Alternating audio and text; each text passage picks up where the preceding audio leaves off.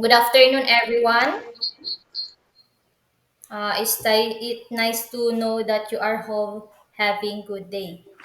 Let us pray. In the name of the Father, of the Son, of the Holy Spirit. Amen.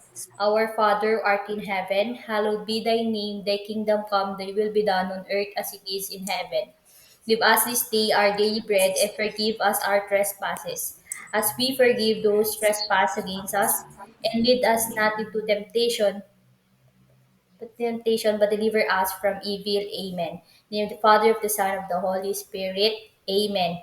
Good, good afternoon, everyone. Again, before we start, I will present first our class rules since we are online. Yeah. Our first class rules is listen to your teacher, of course. Huwag kayong gagawa-gawa ng kahit ano-ano. Just focus on me and makinig sa ating discussion. Pangalawa, raise your hand before speaking. Third, listen attentively. And fourth is keep safe always. Now, before we proceed to our main topic, we have first a game. Ayun. In this quarter, we will talk about the instrument of Southeast Asian. Before we proceed, may I ask everyone if you are familiar with the countries in Southeast Asia. Anyone from the class? Mikhail? Cambodia, ma'am. Yes, very good. Meron pa bang iba na may alam ng ibang country sa Southeast Asia? John Wick? Ma'am ako, ma'am. Yes, Ma'am, Indonesia and Malaysia, ma'am. yes, very good. Sheila, how about you? Malaysia, ma'am, Malaysia. Yes. So we have 11 countries, I think. Yes, it is Burma, Laos, Vietnam, Thailand, Cambodia, Philippines, Malaysia, Brunei, Singapore, and Indonesia. That's good. Then let's ano na. Thank you for your answer. We will just focus in the musical instrument of Southeast Asia. Um, we proceed to our game na nag-include siya sa ating topic later on. First, it is yan. Mr. John Lee, can you please answer this? Can you please read and answer? Um, our first country has 8 letters. It also has 3 syllables. I There are 2 letter A in this country. Lastly, it starts with letter C. What's your answer? My answer, ma'am, is Cambodia.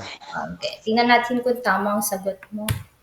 Yes, very good. It is Cambodia. Next is Miss Sheila. Can you please answer it? Sheila. Yeah. Second country has 9 letters. It also has 4 syllables. This country have one letter A. Last is with letter I. What I is think, answer? ma'am, is Indonesia, ma'am. Yes. Very good. The last one is yes, Mr. Mikhail. Can you please read? Our last country has 7 letters. It also has 3 syllables. There are 2 letter A in this country. Lastly, it starts with letter M. What is your answer? Malabon. What? Malabon. No, you're wrong. I I know naman. Malaysia. Yes. Very good. Your answer is correct. Excellent class. Um, Based on your games or on your activity, um, what do you think is our lesson for today? Anyone who can guess? Ma'am ako, ma'am. Try ko. Yes, Mr. Bikini. Arts and Craft of Southeast Asian ba?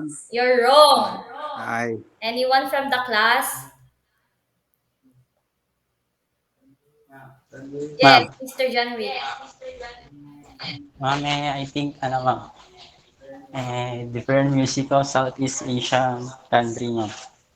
Thank you. Another ito, answer? alam ko naman. Yes, Mr. Mikil. Traditional musical instruments of Southeast Asia. Yes, very good. So, our topic for today's our topic for today afternoon is about musical instrument of Southeast Asia, particularly in Cambodia, Indonesia, and Malaysia. Yan. Since alam na natin ang ating topic for today's, we now proceed to our main topic. Before that, I will present first our learning objectives. Yan. Miss Sheila, can you please read? Objectives. At the end of the lesson, the student will able to identify the three musical instruments of Southeast Asia. Appreciate the instrument of music Southeast Asia through watching the video. And lastly, improvise an instrument that stimulates the sound and rhythmic instrument from Southeast Asia. Yes, very good. Thank you, Miss Sheila. So, the countries that we are going to tackle for today is about Cambodia, Indonesia, and Malaysia. First, we discuss first the Cambodia. Cambodian court is music is roughly similar to the music of Java, Indonesia. Its musical art is highly influenced by ancient form as well as Hindu forms. Their music is also absorbed and adapted from Indian, Chinese, and European, which resulted the distinct Cambodian culture. Music has always been a part of their dances, of course, plays, and religious events, and it's accompanied by orchestra. There are two ensembles in Cambodia. It is the Pinpiet and Mohori. But we focus in Pinpiet first, of course. So this is the instrument in Pinpiet in Cambodia. The Pinpiet is a Cambodian musical ensemble or an orchestra that usually accompanies ceremonial music of the royal courts and temples. Music is always part of their court dances, mass plays, shadow plays, and religious ceremonies. So, it is yung dalawang parang tinatambol doon is the escortom. Yung katabi niya is Samor, Onit, Kongvon, and Ching. Yan. Escortom, ito yung mga kanilang instruments dun. Usually, mga 10 or 9 or 10 ang mga instruments sa Pimpiat, but this is the mas popular dun sa kanilang lugar. It is the Escortom, Samor, Ching, Onita, and Kongvon. Um, para sa karagdagang kaalaman pa, of course, I have here a video on how they play the Pimpiet instrument in Cambodia.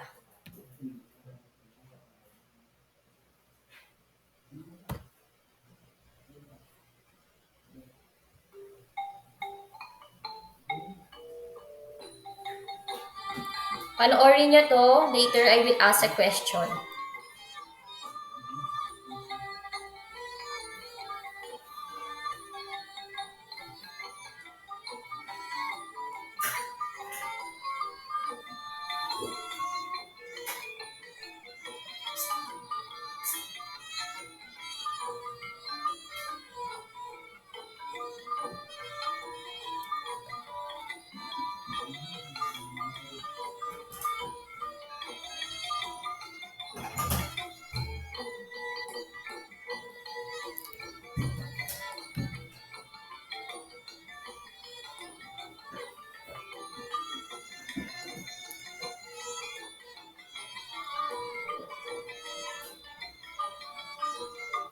Yan ganyan nila i-play ang pimpyat instrument sa Cambodia. 'Di ba yung ginaganon nila is parang nakikita natin dun sa mga choir? Alam niyo ba yun yung ginaganon nila? Nakikita niyo ba yun sa Philippines? Miss Sheila, naranasan mo na bang mag-ganon? No, ma'am. Ah, Hindi pa, ma'am. Ngayon o ko palang baka sa nakita yun, ma'am. mga ibang student ang nakakaranas. So, next is Indonesia. Mr. John Wick, can you please read this?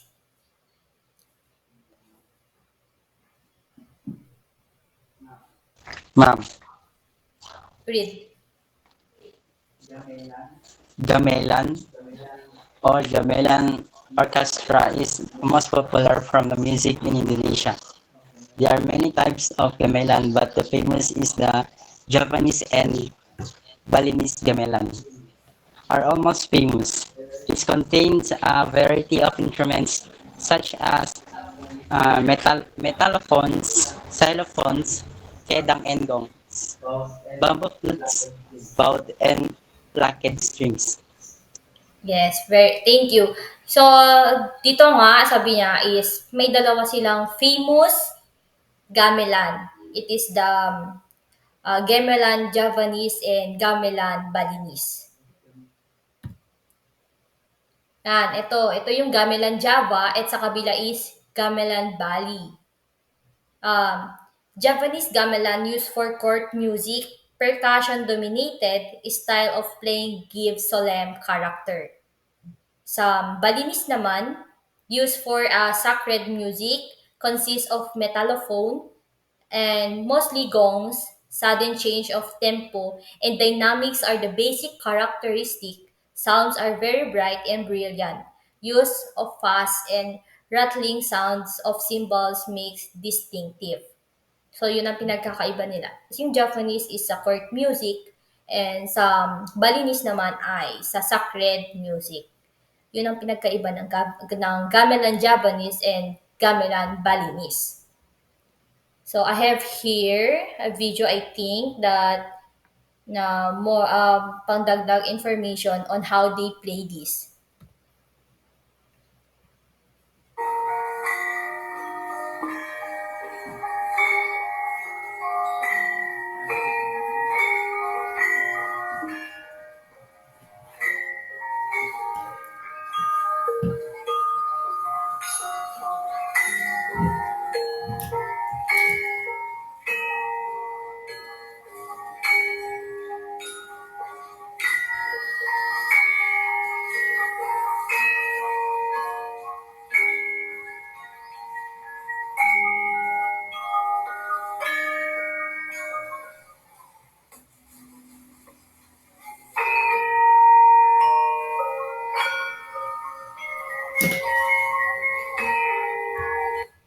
So everyone, anong na-observe nyo sa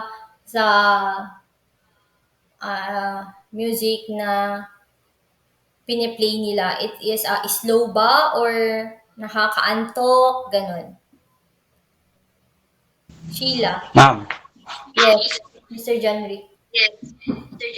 mamaya ano ma'am, parang Christmas music siya ma'am. Paano mo nasabing Christmas music? Can you please explain Ma'am kasi why? parang more on bells siya ma'am, yung ginagamit nila. And then, Then yun, ito parang pag Christmas is masaya, but parang ang sad naman nun. Paano mo nasabi na, ano, okay, can you explain that later? Next na. Last is Malaysia. Mr. Mikhail, can you please read this? Malaysia is a multicultural land with Chinese, Indians, and indigenous people who all share a unique cultural identity. In general, its music may be categorized. Here are different kinds of musical ensembles in Malaysia.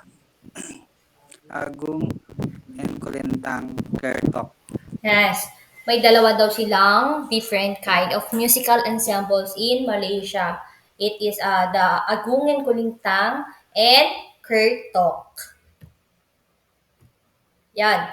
Agong and kulintang. Yung agong, ito yung dalawang gong dyan sa may gilid, sa left side. Yung kulintang sa right side. Agong and kulintang, this is a gong-based musical ensemble commonly used in funerals and weddings in East Malaysia. This type of ensemble is similar to the kulintang of the Philippines, Brunei, and Indonesia.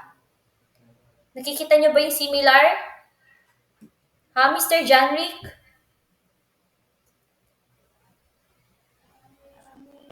Ma'am, Yung agong and kulintang ba nakikita mo, sabi nga dito, is similar to Philippines. Nakakita ka na ba ng ganyan dito sa Philippines? yes ma'am. Okay.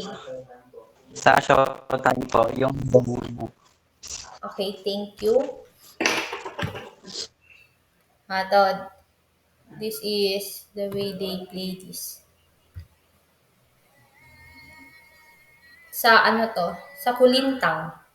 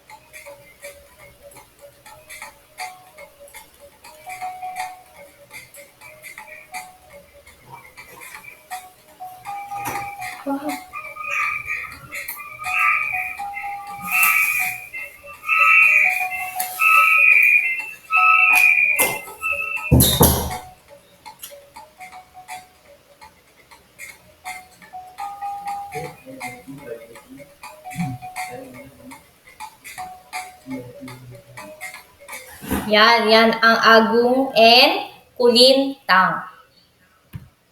The next is kertok.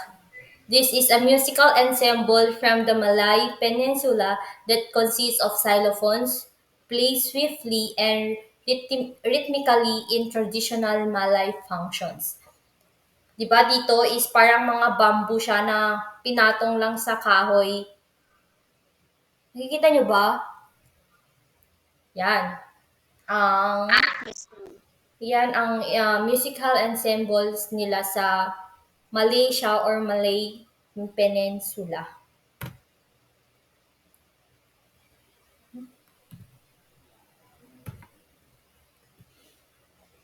Yan. Yun na ang discussion natin sa araw na to. Para sa mga nakinig at sa mga hindi nakinig, we have a recap lesson. What are some common characteristics of traditional musical instruments in Cambodia, Indonesia, and Malaysia? Anyone who can answer this question? Kung may natutunan man kayo sa araw na to? Anyone? Ma'am, Yes.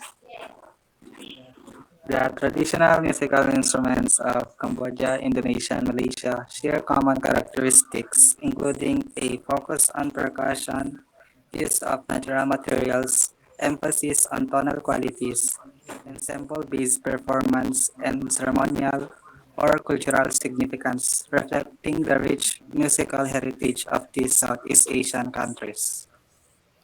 Thank you, Mr. Kalangan. So, yun yung mga common characteristics ng tatlong countries na kapag-aralan natin ngayong araw na to. Sana may natutunan kayo. And next, our next activity is about sa topic natin kanina.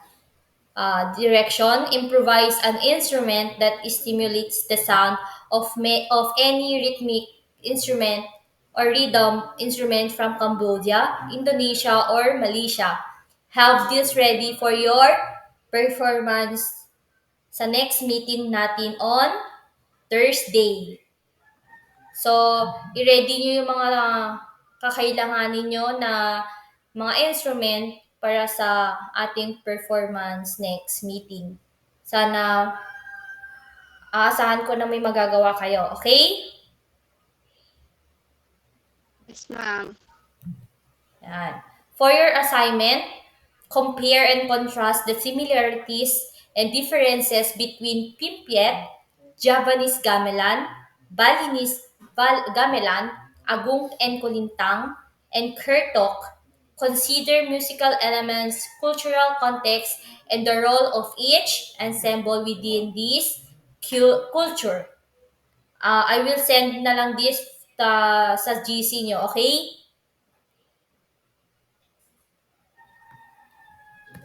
And Yes, ma'am. thank you everyone for your cooperation. Class. Bye, ma'am. Thank you, ma'am. Thank you.